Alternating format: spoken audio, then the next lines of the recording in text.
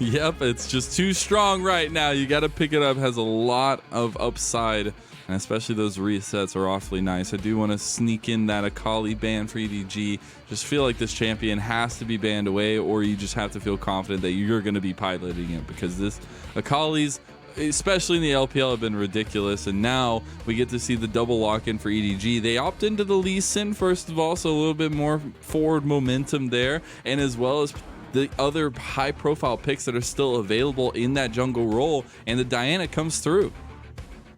Yeah, and I think this was a very easy response for EDG. With the fact that so many power picks got left open, it actually favors red side in circumstances like this, to where you look at it for LGD, sure, you get the Viego, but I feel like this duo in particular that EDG have been able to pick up is just so strong. Scout right now, 5-0 on the Lee Sin, gonna have a ton of pressure, but Kramer going to be able to get his hands on the Ziggs. He's really been the only AD carry that's like to consistently gravitate towards his pick. They do have 2 wins on it. It's typically the type of bot laner that you are going to leave on an island. You are going to let it just farm on its own and focus more on the top side of the map, which was that win condition that we were highlighting that LGD have looked towards multiple times over the past few series.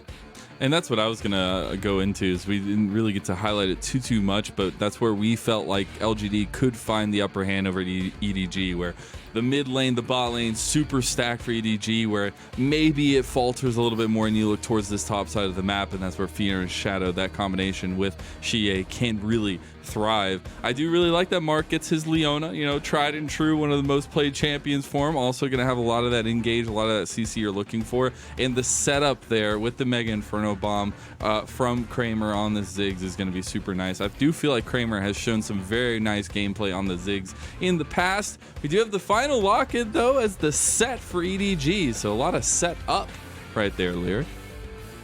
Yeah, and I think, you know, you don't have to wonder about too much where these flexes are going to go, because Flandre's most played champion is Sett at 8. He's played 1 game of Lee Sin. Vice versa, Scout has 5 games on Lee Sin and has no games on Sett. So we can very confidently say it's probably going to be Scout on the Lee Sin and Flandre on the Sett.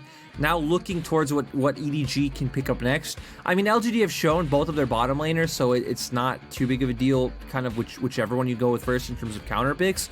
I feel like there is more area to change the direction of your composition depending on the support pickup. So I wouldn't even mind to just see something like a Varus come out here for the side of EDG, where it's a champion that can actually farm quite well against these Ziggs. It's something we've seen multiple times so far.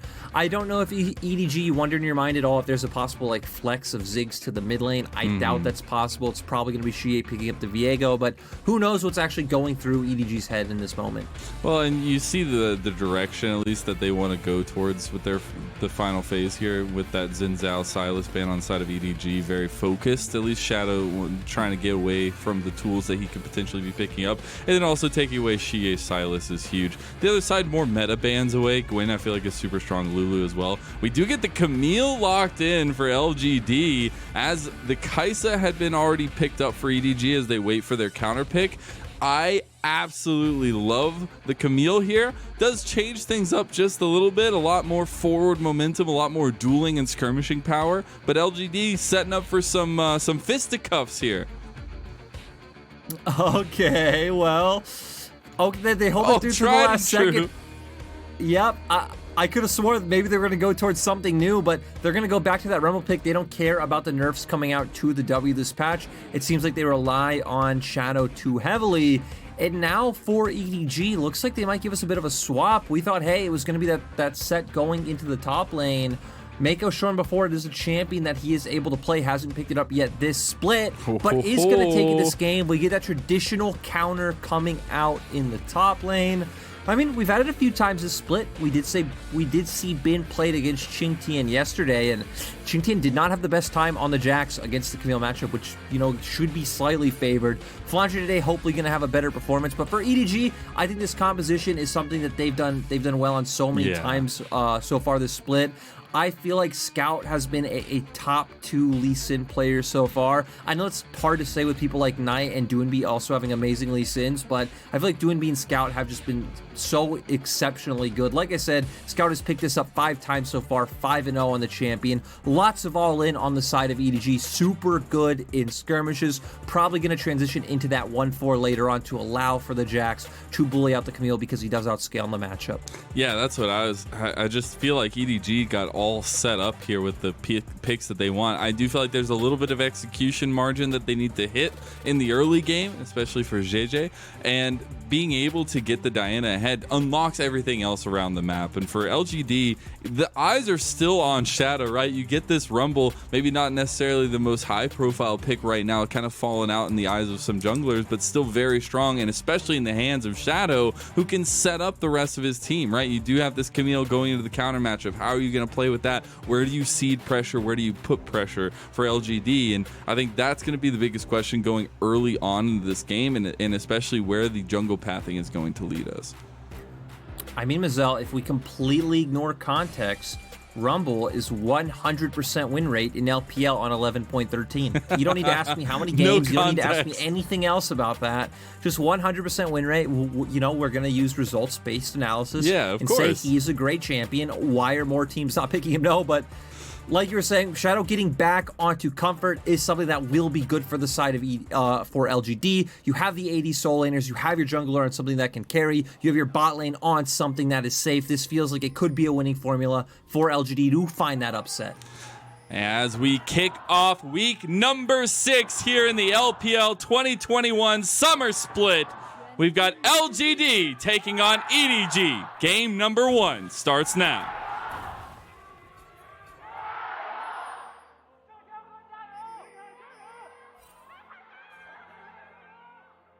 As we get to see the wonderful crowd go through. I know, man. One of these days, I'm going to get myself one of those light-up boards, and I'm just going to have it, and I'm going to be so happy. One day, I promise you, Lyric. Maybe I'll even put your name on there. I was just going to ask you which team would it be for, but I mean... Team Lyric. You know, okay. You know, I was thinking about buying into LPL next year if there was another slot, but, you know, we're getting some action, so we can't talk about my ambitions, as we actually aren't. Just... Meiko going to stand on that brush. I think he was hoping that Kramer would be the one walking through and then he could find that all in. Wasn't able to do so. When we do look at the top side, we instantly go right back to bot. Two summoners being forced out from the side of LGD. Yeah, we do have a cleanse from Viper burned away, but it's going to be huge for the bottom lane of EDG. They're going to have a lot of pressure down there, although Shadow is down just in case some emergency bandaging needs to be put down. Really like the early aggression coming out from EDG. Yeah, and for EDG, this was something that me and you talked about earlier in the day before coming on broadcast that we thought could be the case, right? Is that for LGD, it doesn't feel like they have the greatest laners, as we are going to get a replay and just Meiko finding the flash right onto Kramer. Right, that's been the telegraph thing with when you have the Sett pick, because you are going to take the Hex Flash. You can just look for the aggressive flash level 1. It is worth it if you are able to blow the flash on the opposite side for the enemy AD carry. It's something we've seen other teams be able to play around. I think Ultra Prime were one. Oh, Xie's in some trouble. Xie's gonna go down. First blood for Scout. And I'll be honest, Mazel, I don't know how that happens where, again, Xiye is holding on to Flash for so long, doesn't expect or respect the damage able to come out from Scout, and Scout just makes it look easy. It's going back to that point about the laning phases for LGD just not really being there, and that's why we've had to highlight Shadow so heavily this split, because he's really been the one to glue it together for LGD, but that just shouldn't have happened.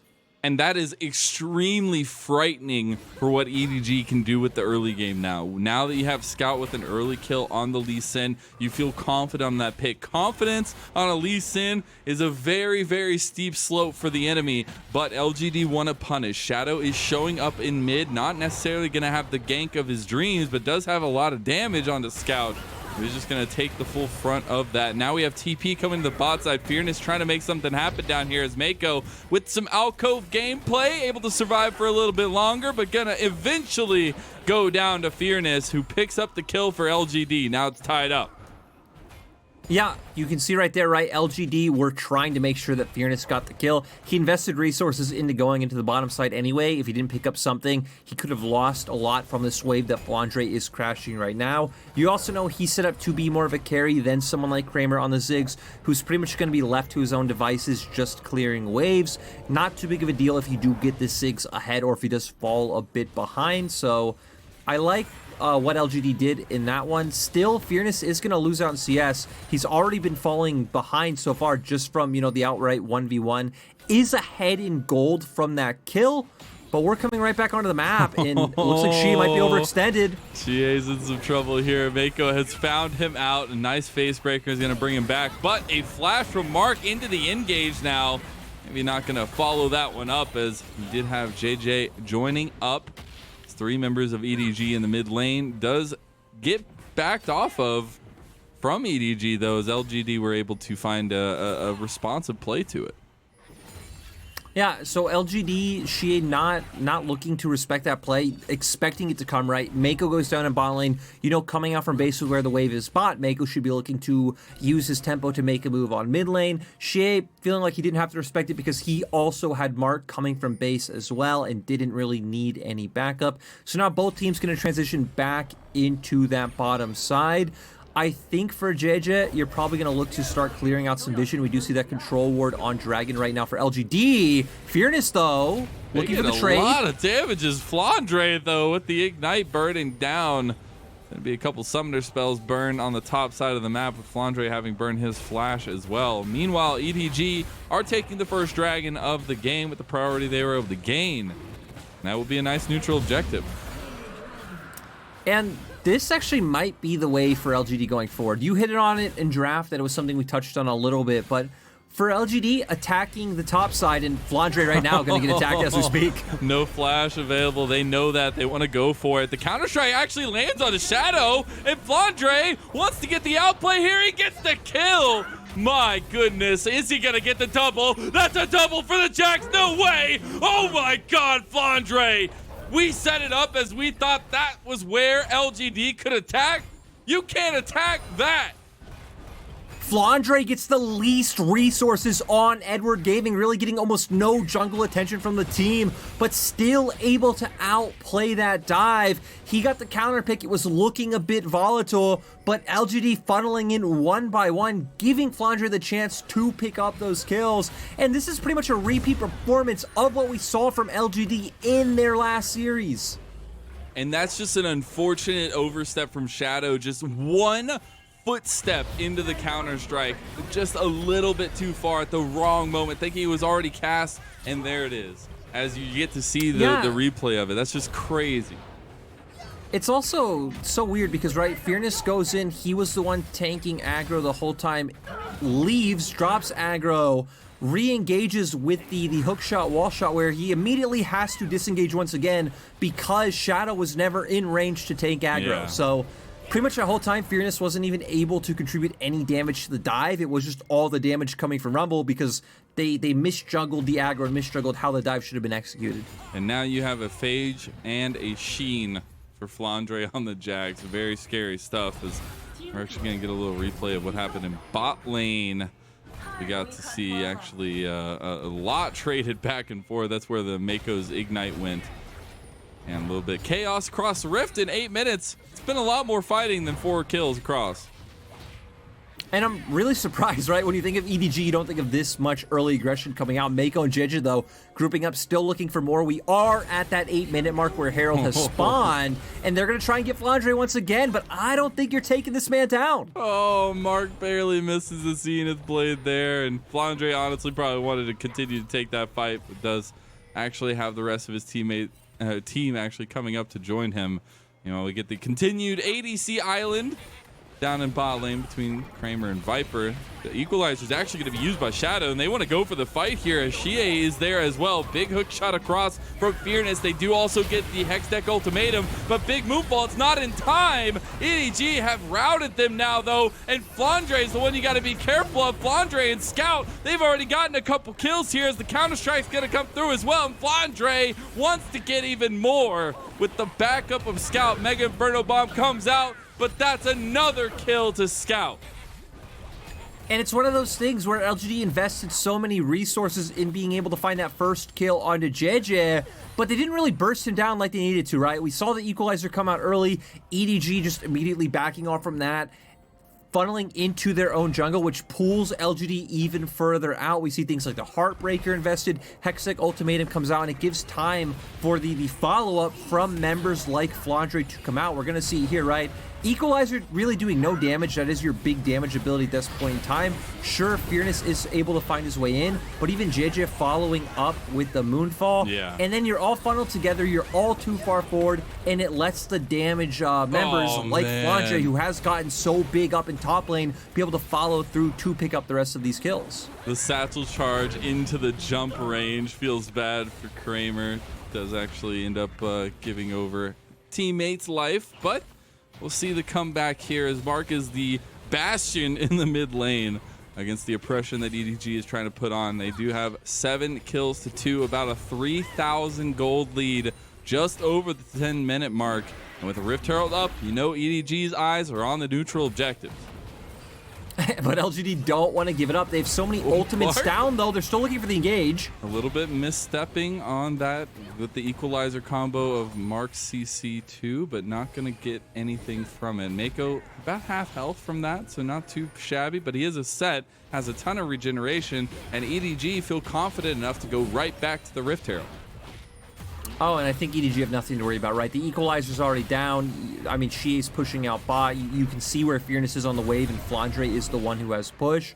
As they're not even going to drop waves, the Scout committing TP to the bottom side of the map. You know no objective is going to be up anytime soon other than the Dragon, which is where you're TPing, so not too big of a deal to be at a TP disadvantage right now. EDG can even pick this one up for free because LGD are in no position to look for fights. And Mazel, the thing I'm actually most afraid of is you can see LGD's comp would be able to default to this 1-3-1 position of like Ziggs, LEona, Rumble picking up waves mid, Camille, Viego on one side, but both their soul laners are the ones who've fallen so far behind, so even someone like Viego, who would be able to have an advantage, isn't able to anymore with the fact that Scout's already on a gore drinker. Yeah, and I'm still worried about this 2v1 that we're hovering over in the top lane right now, just because miracles can happen when you're a 3-0 Jax with the Divine Sunder. We do have as well Jiejie able to pick up the second dragon of the game for EDG. Will be a Mountain Soul on the Rift, so a little bit more terrain, a little bit more hook shot viability for Fearness. But as you said, the solo laners are very far behind for LGD, and you've got to find advantages some way. We said in the draft and beforehand, execution early on is key for LGD to feel confident and to have those plays coming together. Has not been there, so now they need to recoup. They need to find the way that they can get something, because Scout is looking to 1v1 your ADC, your APC. He's getting trounced on right now, though, as Xiye has TP'd, and some Alcove Gaming will leave Lee Sin just a little bit sad, as eventually, maybe not, I thought he might take that one. The reset comes out. Xiye might have been a little bit worried there as the Rift Herald from EDG spawned in mid lane. I mean, you had to dedicate 3 ultimates and a TP for that play, while EDG still have Rift Herald, which they just picked up only moments ago, so they're going to be able to drop mid, and I love the rotation they're making now. You just got control of mid lane, start making that roam up towards topside, force Fearness away or look for the kill on him. At the very least, you will be able to pick up 2 turrets from this exchange, where I assume LGD should be able to pick up the one, right? They do have a Ziggs, amazing at pushing down turrets, but I don't really feel like that play was overall worth for the side of LGD. Yeah, it just feels like EDG are pulling them around the map, right? They found where their strength is, and it's across, you know, this Jax Lee Sin combo, who have found such big advantages over their counterparts, and now Flandre continuing to find those advantages on this Jax, who is just monstrous, by the way, at this point in the game, and it's gonna get worse, right? And Kramer, maybe you're not facing the Jax, but you're facing a striking Viper as he almost takes his life. I gotta find it that time around. If Viper overextended, their shadow is there to punish. As well as actually Mark coming down. Viper is a little bit overextended here. Not gonna find the CC chain into the equalizer. And that's multiple times we've seen that combo go a bit awry. Yes. Still, though, you were able to force out Viper summoner spells, right? I was assuming the reason why Viper didn't try to flash for Kramer was the fact that he assumed maybe members were there. Yeah. Maybe instead not wanting to expend it because he knows Kramer also has his own flash, but we can see in the end, still overextended with the fact that Shadow and Mark are able to make that play. EDG were answering on the opposite side of the map. You can see they got a lot of deep vision down on the top side of the map, which is going to set up for the push from Jax to come in. And it's also going to allow them to dedicate resources around their bottom lane. So Flandre is going to be fine. He's going to be self-sufficient. He has the vision necessary to get ahead in this 1v1, to where we can expect this four-man core from EDG to play more together and be the ones to look for scraps, push in aggressively, get deep vision, and look for skirmishes where members like Scout and Jiejie can thrive. And that's where I'm a little bit scared for LGD, because how do you, contest that? How do you fight somebody who's just barely straight into you with this gold lead, with these advantages? It's very, very hard, because you feel like you're set up with at least the composition to a 1-3-1, or trying to find picks, trying to find things like that, but it's not necessarily working out for you. Now you've got to deal with objectives going down, those big pressure points around the map needing to be focused on. And I still think that one of the biggest things here has been, that combo of the forward momentum that EDG have found with the Jax, with the Diana, with the Lee Sin, and that they were able to find advantage early on for Jiejie.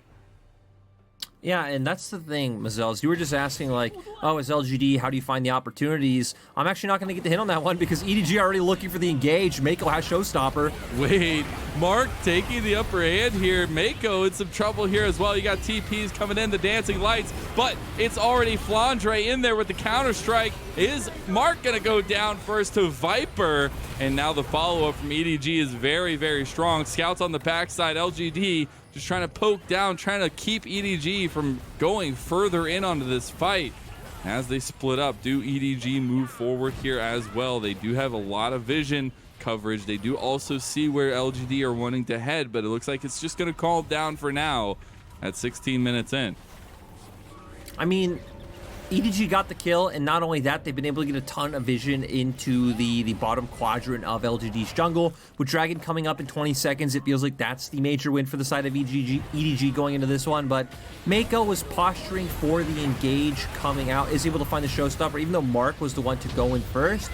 Once again, Shadow's Equalizer not really able to find anyone. A bunch of flashes came out to avoid that LEona ultimate to not get locked down. Mark was still overextended too far in the fight. Does end up being killed by EDG, but I feel like the big win was the vision coming out for this Dragon, because as you can see right now, it doesn't look like LGD are in a response to be able to even contest. Yeah, there's really nothing you can do without getting yourself into some serious trouble there, as the third Dragon of the game will go over to EDG. Puts them on soul point of this Mountain Soul. Also, just a side point that it gives you so much moving forward in this game, gives you so many avenues forward. And speaking of avenues, they have found Kramer. Are they gonna have the damage to follow it up? They do. Mega Inferno Bomb does get a decent amount back. Equalizer combo with the CC. They do find Jiejie, but how about the showstopper? Meiko gonna go down as well. LGD have found a fight, but now they've got to deal with Flandre. Scout and Viper still alive. Flandre in the thick of everybody. Scout going in as well. Viper able to get some kills here and there, but Xiye is getting resets, and Scout gets a double on the backside. It's a 2v1. Does Scout go for the miracle play? Looks like he will back off of that one, but LGD are able to strike back. And I have no idea what EDG were doing in that play. They were funneling in one by one. That's actually what they were doing. I don't know why I said I don't know. I think we all saw what was going on there, but they just opened up the opportunity for Xiye to find the resets. I think the initial pick coming out from EDG was a good idea. Scout was the one waiting. Oh, wait. Scout. Is he gonna maybe finds find one more. him? Oh, Shadow with the nice little smite on the Gromp. Gonna get a ton of health back from him. Scout with a cheeky little play there. But it's EDG starting up that Rift Herald. Maybe they just want to go for the fight. Sorry you don't get to make your point just yet, Lyric, but I believe you might have a little bit of time. You know, I've gotten used to not being able to make my point. And that's the beauty of the let's LPL, be honest, Mazel.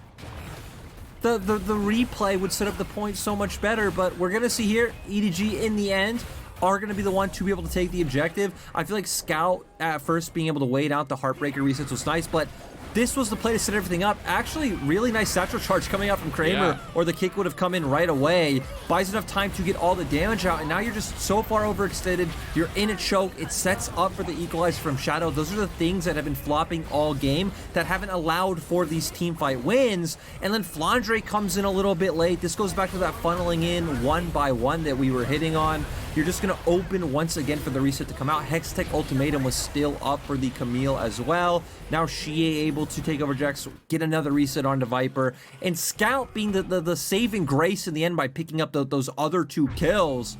But a fight like that shouldn't happen when EDG was about 6k gold ahead at that point in time. That's what I was going to say. It's like, it was that close because of the lead that they had going into that fight. Flandre just kind of forcing himself onto the members of LGD, but it is complete objective control here so far by EDG, and it's been actually very, very quick. I feel like, you know, 20 minutes in, we've gotten a little bit closer in the gold lead, but the map advantages, the map pressure has been in EDG's court the entire time. And that's something that shouldn't change anytime soon, because Flandre will only get stronger in this matchup. He even has an item advantage anyway, so that's not something that really even will change throughout the game. I think for LGD, the thing you're banking on is your Viego, but TPs are coming in. All right, well, they just wanted to go in here. We got fights across. Flandre trying to get away. Beautiful equalizer going to cut off the exit, but doesn't cut off enough. Flandre is down. Jiejie is very close. He's going to get engaged by Mark, and he's down as well as Shadow. LGD have found the fight, but have they found the rest of it? Big moves from Viper. Big moves from Scout as well. Meiko not going to find the flash, but Scout going to find the kill. And there's only 2 members left. Scout's going to hunt down one of them. And Xiye, the last one alive for LGD. And these fights are so back and forth.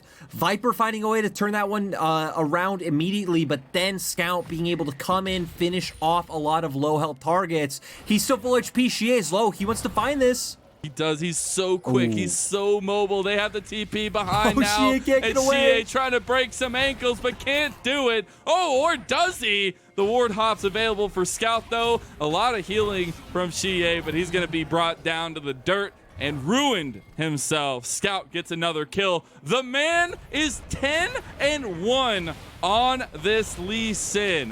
What a performance. He's been the most consistent mid-lane Lee Sin performer in the LPL. Maybe not having the same highs as someone like Duinby did on the champion, but he's the one picking it up all the time. But LGD, they don't want to give over this Baron. They have a ton of AoE damage between the bomb on Ziggs and then the equalizer. A lot of damage from the equalizer, actually. See the follow-up here. Flandre is very, very low. It's actually going to go down. Fearness able to get the body in there to be the separation. Shadow on the side with the moonfall on top of it. Fearness is going to find a kill, but is it going to be the turnaround? Look at Kramer. He's untouched, but Viper is too, and Viper gets the kill onto Mark. Again, only stragglers left for LGD as EDG are able to clean some up. And now for EDG, they're not going to get the soul that was guaranteed theirs, right? Xiye is up. He's going to make his way down. Kramer and Xiye should have an easy time doing this. With neither of your soul laners up with TP, you're just not going to be able to contest. And it seems like EDG just woke up today and were like, hey, you know, our last few series have been a little bit too clean. We got to bring back a messy one and, you know, let the fans remember who we are, that we can disappoint you at any time. As we're going to go back pretty far, actually, to this exchange towards the bottom side. This was the one where Scout finds his way in and starts it all off. A few good kills coming out. Once again, a really good equalizer position to set everything up. But like you're saying, the healing coming out, Viper finding his way in, and then Scout able to finish off all the low health bar targets on the side of LGD, which turns into the Baron, which turns into a bunch of shenanigans, and now LGD have their first dragon. They do. I just have to give another shout out to the Pro View. I love Pro View, first of all. I love being able to see the minds of these incredible players, but especially Scout right there, where you know he's feeling good on the Lee Sin, and you just see it be played out there right in front of his very eyes. I love it. And EDG are not relenting. Maybe they've given a couple fights over it that they probably shouldn't have to LGD, but they are continuing to press up on these towers, on these objectives, though LGD trying to punish them for it. And this comp is just getting more interesting the longer the game goes on, because right? As more items are coming through, they're not going to be at as much of deficits anymore. They're kind of closing that gold lead. You're just seeing them use the Ziggs and Rumble ultimates to get health bars extremely low, and then you have a champion like Viego to find resets on already low health bar targets. So I think it's actually a really clever draft coming out from the side, an LGD of how it's used. It's just all about if they're able to find the targets with those big AoE ultimates, right? Early on in the game, the answer was consistently no. We've seen LGD this time taking fights typically in their jungle, in choke points, to where they are able to get it. At this point in time, I think for EDG, you want to take fights in lanes, in the open, where you can bait out some of those abilities and very easily kite them out. For LGD, it's all about finding fights in the jungle. But hey, EDG just might give it to you. Yeah, I was gonna say Shadow has definitely gotten some target acquisition there on his ultimates, and especially because, as you were saying, EDG has been picking a ton of fights in these alcoves, in these contested areas in the jungle, and I want to see what happens when we do get the reset here from EDG as they're all coming out from the base. We have a little bit of a vision game being played here. LGD finally feeling confident enough to move up and get some of this vision around the Baron Pit. Make sure that, just in case things go down, the Baron Pit is at least has some vision around it, because you've got to deal with, a Mountain Soul potentially for EDG coming up in 2.5 minutes, and they don't necessarily have to fight over it, have to go over it. They can give that up. They can give over moments of pressure like that because of the lead that they've accrued for themselves. Yeah, and like you're saying, they feel fine trading maybe short-term gains because they already do have such an advantage to keep their tempo up to set up more plays in the future, and it's something they've done really well at. We still don't have a dragon for 2 minutes, so EDG are just going to keep playing around this top half of the map, utilizing their split push pressure coming out from Flandre, who his TP is about to come back up, so you're really going to get the most out of your pressure. You do want to wait for LGD soul laners to show on the wave, though, because that play from Viego and Camille can always come out where Hextech Ultimatum from Camille sets up from the damage from Viego. You don't have to worry about the enemy team burning Baron because both your soul laners have TP. So Flandre backing up, reset's going to come out. I feel like we're just going to slowly waddle our way into the eventual dragon fight as usual. Yeah, I think it's just a little bit of cheeky gameplay coming here from EDG, just in case they wanted to go for it or there was any kind of tussling to be had over the top side of the map. Something that I want to dive back into, and something that we highlighted a lot at the beginning of the match, and now that we're getting a little bit further along, I want to kind of check back in, is Fearness actually on this Camille is keeping up in gold, doing pretty well with the catch-outs and things like that. I feel like even into the counter matchup, he's been having a pretty good performance for LGD, and has been one of the saving graces along with the rest of the team kind of coming together right now, seemingly at least. Especially someone who fell behind early on, right? Yeah. He's done a good job of utilizing his Hextech Ultimatum on priority targets, but EDG actually going to be spotted out by the Scryer's Orb, so not going to be able to be as cheeky as they wanted. The person we need to keep our eyes on, though, is Scout. He's the big member of EDG. Yeah. He's been the one consistently finding flanks or finding ways into team fights. He was waiting in topside river for a little bit. I think he was hoping for LGD to contest mid-wave, but has made his way towards the team now. All right, LGD looking to move in here, get some vision down, and clear some out. Satchel Charge going to set up a little bit more. They want to go further in as Xiye. Let's kind of dash forward a little bit and wants to actually, I feel like they want to set up in that river fight with the equalizer, but they're actually going to pull the trigger on the other side of it. The CC is not going to be there, but Viper is very, very low for it. The rest of EDG going to have to back away. They no longer really have their ADC unless a Killer Instinct can change the tide of the fight. They are split as well. LGD moving into the pit here, into the pit area as EDG maybe actually looking for the flank with Meiko.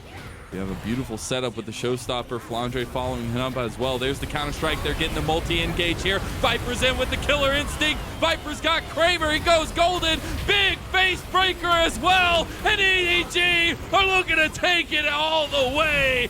Big damage coming out from the carries, but you've still got to deal with Fearness, and you've still got to deal with Xiye.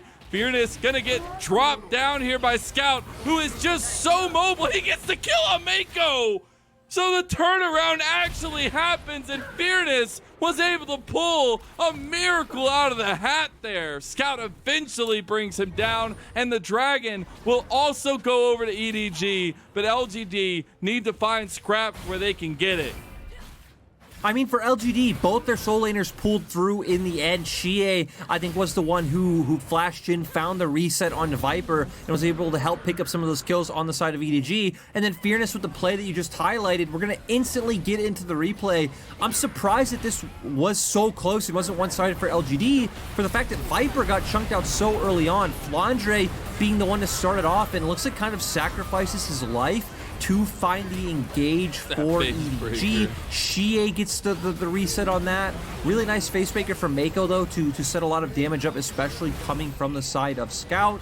And this is where they want to keep chasing down Fearness. They're going to realize that Xiye is also on the Dragon, so Jiejie turns around.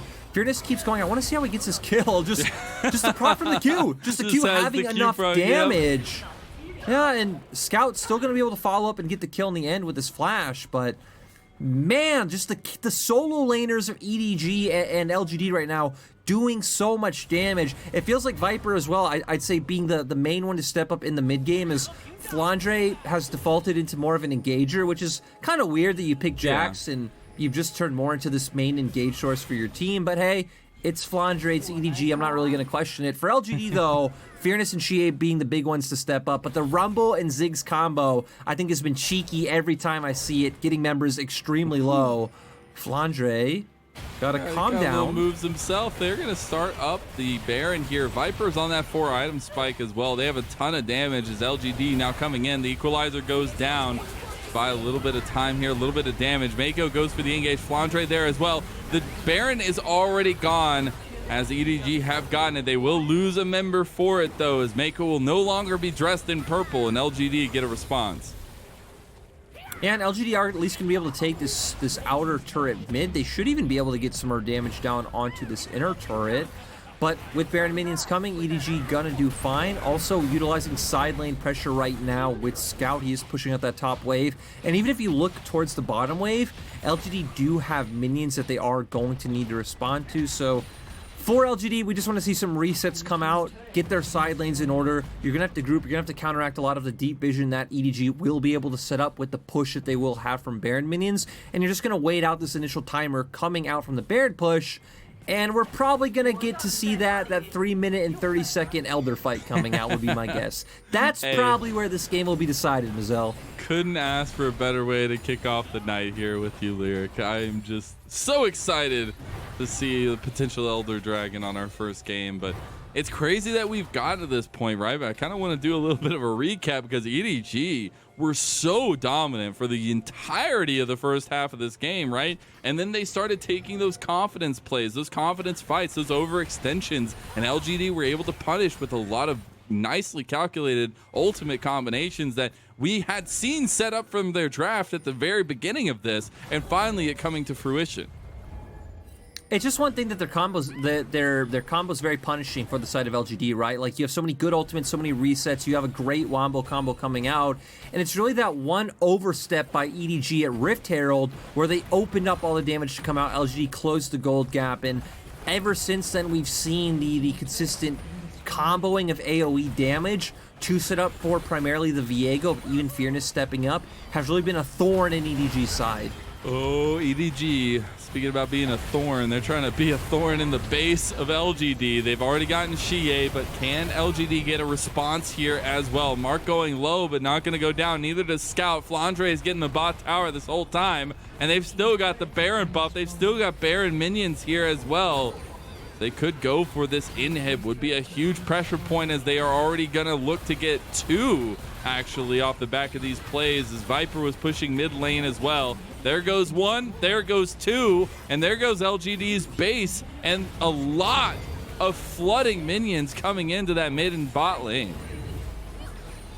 Yeah, and LGD not going to be able to find anything off the back of that one, just Spark clearing some vision. And you know, when Fearness found that engage after Xiye went down, I thought maybe that would have been a good opportunity for LGD to be able to clean more of it up. We're actually going to get the original replay of how Xiye goes down. Scout finding his way in, is able to kick him out, and really nice combo with Viper coming in with the killer instinct as well. They get the kill here. We were going to see that Fearness was going to go in. I'm surprised he didn't just all in on top of Scout, get the 1-for-1 trade and feel more comfortable going for the fight. But I guess with your Viego being down, the whole combo and crutch of your composition is built on, hey, we have this ton of AoE coming out at first, and then our DPS, our consistent damage, is coming out from both Camille and Viego. So if you lose even one of those consistent DPSers, it feels like your combo's a lot stronger, rather than if someone like a Ziggs or a Rumble went down and you're just missing out on some of that initial burst. Yeah, and I feel like we're teetering right on the edge at this point, right? EDG definitely putting a lot of pressure into the top lane right now. Want to get that third inhib, want to get the double super minions through the lanes. But if they take one more fight, if they get one more catch out, that's also just game. The timers are so long right now. They've got so much pressure in the base. They've also got the Elder Dragon coming up in 30 seconds. And LGD just have to pick and choose their battles, but the battles are getting harder to pick and choose. I mean, luckily for LGD, I think this is actually the easiest pick and choose point of the game for them, in the sense that earlier it's very hard, like, hey, you know, we're a bit behind in terms of items or these power spikes, what do we do? Now, Elder's up. You don't have to make a choice. You have to fight for it, Mazel. There really is no option for LGD here, as they are looking for the picks. Oh, but look at Scout on the mini-map. He's actually finding a pretty good flank angle. He is. The Flandre is going in as well. They've got the kicks available. They don't even need the damage already there, as that's already Fearness down. The follow-up is here.